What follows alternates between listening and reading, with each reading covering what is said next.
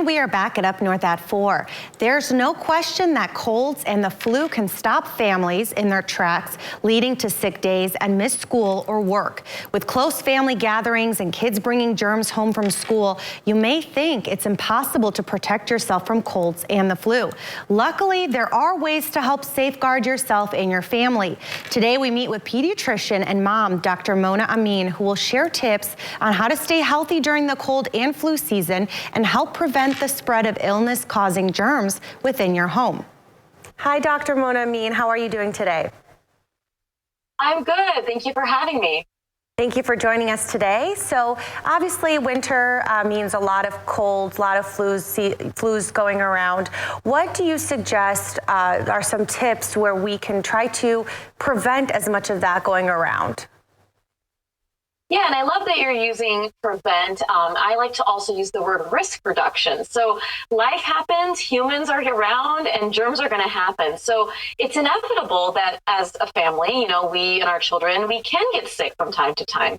And as a mother and a pediatrician, I like to adopt a holistic germ prevention and reduction strategy. What this means is understanding that germs exist, but what we can do to reduce the chance of getting sick and also spreading that illness to others if we do get sick. And what would you say are some precautions we can take? Should we cover ourselves up more? Should we put more gloves, sanitize more? What should we do when it comes to that?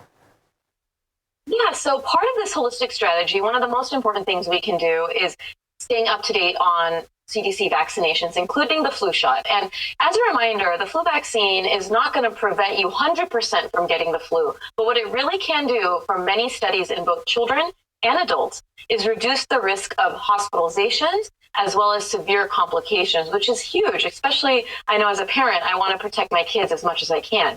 And then when you talk about preventing things in the home, cleaning and disinfecting your home can be another step in this holistic strategy that really help keep germs at bay. And I recommend tackling those germy, high touch and high traffic areas. So things like countertops, doorknobs, remote controls, light switches, things that you're touching on a regular basis multiple times a day, and using things like disinfecting solutions like Clorox disinfecting wipes, which kills 99.9% of germs on hard, non-porous surfaces, can really help. And this is especially important if someone is sick in your home, because I know how fast germs can spread in a household, and this can really help reduce that spread of that virus or illness. And how would you say, what are some examples besides, you mentioned the high traffic areas. What else, kind of outside the home should people look at when it comes to high risk touch surface areas out in the public? So when you think about when you're out and about, obviously door handles are one of those things. Right. Shopping carts are notorious for being very filled with germs. So using the wipes that they provide, if you don't have those wipes, hand sanitizer is an option as well. So those are things outside of the home. And, that goes into that hand washing and how important that is, right? Like if you're going out and hand washing is not available, you can use an alcohol-based sanitizer, but it's really important to wash your hands before you eat, and especially if you're going to be rubbing your eyes or touching your nose or putting food in your mouth, because that's how germs can enter our body through those mucous membranes in our face, basically. So that can really help.